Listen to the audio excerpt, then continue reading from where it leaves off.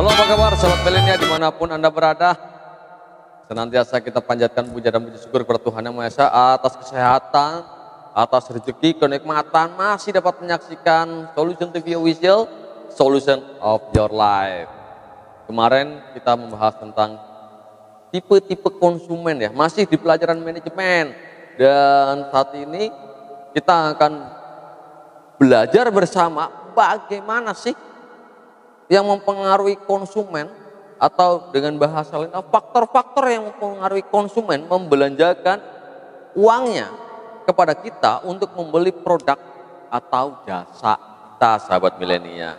Nah, menurut Solution TV Official ada dua faktor penyebab.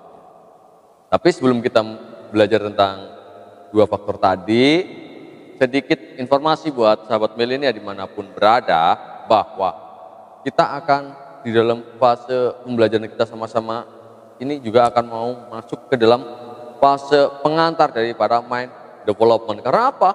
Dua faktor penyebab tadi juga akan berhubungan dengan psikologis pola pikir dari konsumen itu sendiri. Padahal pada video kita yang lalu kita berbicara mengenai konsumen, dan seharusnya kita bicara menjadi seorang pelaku.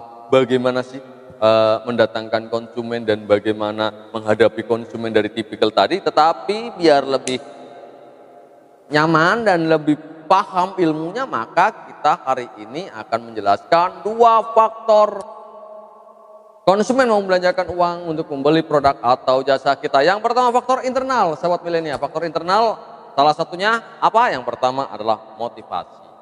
Motivasi yang muncul dari dalam diri dari konsumen itu sendiri, dorongan dari dalam. Akan perbedaan antara want and need. Nah, want itu ingin, need itu memerlukan ya, butuh sekali. Jadi motivasi yang mendorong konsumen ini mengambil sebuah keputusan, salah satunya adalah motivasi. Yang pertama, catat sahabat milenial. Yang kedua, setelah ada keinginan atau ada kebutuhan, konsumen akan memikirkan faktor apa? Ekonomi. Uangnya cukup tidak untuk membelanjakan apa yang dia butuhkan, baik produk atau jasa. Di dalam pertimbangan faktor-faktor seperti ini menjadi sangat runtun ya. Artinya dari sisi motivasi timbul, tetapi ada dari sisi kebutuhan secara ekonominya mensupport atau tidak ya. Jadi dari secara internal adalah yang tadi pertama motivasi, yang kedua dari faktor ekonomi, dan yang ketiga adalah sikap. Sikap di sini adalah perilaku akan keinginan atau kebutuhan tadi atas keputusan dari motivasi dan ekonomi, maka dia pun akan mengambil sebuah sikap untuk melakukan proses memutuskan mau membeli produk tersebut atau tidak. Nah, di dalam sikap ini terjadi korelasi biasanya, korelasi dari penjual, dari korelasi dari konsumen itu sendiri ya, karena konsumen tadi sudah dilandasi oleh dua motivasi dan ekonomi. Jadi kalau dia uangnya tiba-tiba memperhitungkan, maka dia akan melakukan sebuah sikap berdasar pula dari produk yang ada, dari jasa yang ada, atau sikap dari penjual itu sendiri. Maka konsumen pun akan mengambil sebuah sikap untuk menggali lagi dan mempertimbangkan yang menjadi sebuah persepsi. Nah, ini yang keempat sahabat milenial, persepsi. Ini yang kadang-kadang kita ya sebagai praktisi dan sebagai pengusaha, baik itu entah produk atau barang atau jasa ya, kita kadang nggak ngerti persepsinya apa sih yang dipikirkan oleh konsumen ini.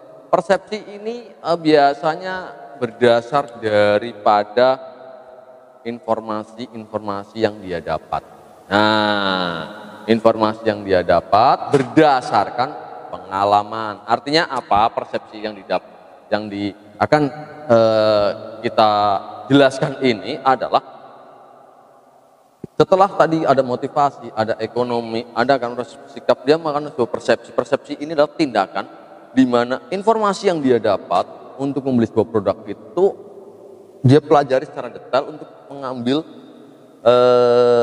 dari sisi otak bawah sadar dia, di mana terdapat pengalaman-pengalaman tentang pembelian sebuah produk tersebut, atau mungkin juga terjadi proses integrasi. Nah, ini cantik bahasanya ya, mengurut-mengurut, dan integrasi adalah yang kelima. Jadi setelah motivasi, ekonomi, sikap, persepsi, dan integrasi. Integrasi di sini adalah tindakan dan sikap dalam sebuah keputusan. Jadi setelah melalui proses tadi motivasi, kembali lagi ekonomi, sikap ya, menyingkapi untuk melakukan proses tindakan final, secara kesimpulannya melakukan persepsi, di mana di sini dapat informasi, dia memilah-milah informasi yang dia dapat atau dari pengalaman yang dia dapat sendiri. Kemudian dia melakukan proses namanya integrasi, yaitu penyatuan antara tindakan dan sikap untuk mengambil sebuah keputusan, apakah membeli atau tidak, apakah memakai jasa tersebut atau tidak. Itu dari faktor internal. Dan yang kemudian dari faktor eksternal apa? Nah, ini kalau bicara faktor eksternal, kita akan berbicara masuk lebih dalam tentang kesadaran, atau bicara tentang lebih dalamnya lagi ke NLP, Neuro Linguistic Program, belajar tentang hipnosis atau hipnosis ya, belajar tentang hipnosis ya. Sebenarnya NLP itu belajar tentang otak ya, tentang cara kerja otak manusia atau pola pikir manusia. Ini bahasanya lama-lama ngelantur ya, sahabat milenial. Ya karena apa? Bicara manajemen, kita harus belajar dari dasar hingga faktor-faktor yang menentukan hingga menghasilkan sebuah tindakan seperti apa. Ini harus kita kaji secara dalam. Jadi di dalam tipikal konsumen, kita pun harus mempelajari tentang kepribadian. Nah, kepribadian seperti apa? Oke, kita bahas pada konten berikutnya, sahabat milenial. Jadi pada tindakan eksternal adalah yang pertama yang mempengaruhi tindakan eksternal adalah budaya. Budaya ini akan mengacu pada sebuah kebiasaan ya, kebiasaan yang dilakukan turun oleh orang tua, keluarga, dan faktor-faktor yang lain. Misalkan kebudayaan tersebut banyak melakukan untuk membuat sebuah keputusannya itu berdasarkan budaya itu, jadi karena lingkungan dan sekitarnya tidak terlalu memberikan dorongan terlalu tinggi ya terhadap barang, kualitas barang atau apa, maka konsumen hanya mencari yang dibutuhkan sesuai dengan lingkungan sekitarnya secara eksternalnya. Dan yang kedua dari sisi eksternalnya adalah kelompok sosial. Nah, kelompok sosial ini sangat berpengaruh ya, sangat berpengaruh besar terhadap power buying. Nah, apa power buying? Power buying adalah kekuatan membeli dan menjadikan sebuah keputusan, di mana bila kita pelaku atau pelaku usaha ya, menjual produk atau jasa, jika ada kita dapat mempengaruhi sebuah kelompok ya, sebuah kelompok perilaku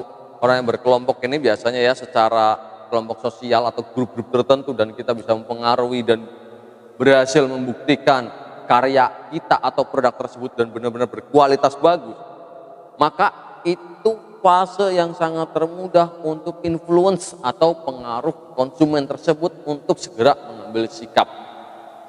Dia tidak banyak kata karena biasanya, dan tidak banyak berpikir karena kelompok sosial yang dia lakukan biasanya berhubungan, dan biasanya faktor ekonomi menentukan kelompok-kelompok, keberadaan kelompok-kelompok tersebut. Nah, misalnya seperti apa? Anggap aja karena kebetulan saya pelaku usaha bengkel UKM, anggap aja misalnya saya kedatangan kelas mobil Grand Max, dan kebetulan kelompok sosial yang kita bina dari kelompok, bukan kelompok sosial ya, komunitas yang kita bina dari komunitas anggap saja Grand Max. Nah, kemudian kita bandingkan lagi misalnya dengan satu lagi adalah yang satunya Volvo, kelompok Volvo. Dua sisi perbedaan ini juga akan mempengaruhi dalam power buying, dalam segala keputusan mengambil jasa kita atau dalam membeli sebuah produk. Nah, itulah yang informasi yang dapat kita berikan buat sahabat milenial dimanapun berada tentang faktor-faktor konsumen membeli barang, produk atau jasa kita di era COVID-19. Apa saja? Yang pertama tadi adalah faktor internal dan faktor eksternal. Faktor internal berawal dari motivasi dari dalam, lalu faktor ekonomi, lalu kemudian sikap, persepsi, dan integrasi. Integrasi ini adalah kesatuan dari tindakan dan sikap. Lalu kemudian dari sisi eksternal adalah dari sisi budaya di mana tempat tinggal konsumen itu berada, dan kelompok sosial di mana konsumen itu bersosialisasi satu dengan yang lainnya, yang akan membentuk sebuah habit atau kebiasaan atau membuat sebuah ego dorongan akan mengambil keputusan untuk membeli produk tersebut. Itu yang dapat kita berikan. Dan next, bagaimana mengatasi konsumen yang membawa barang sendiri untuk para pelaku jasa? Saksikan video kita berikutnya. Yang belum like, mohon like, subscribe, dan berikan komentar-komentar kepada kita baik positif atau negatif untuk meningkatkan kreativitas kita dalam membangun mencerdaskan kehidupan bangsa. Tetap di Solution TV Official, Solution of Your Life. Thanks for watching. See you in another video and bye-bye.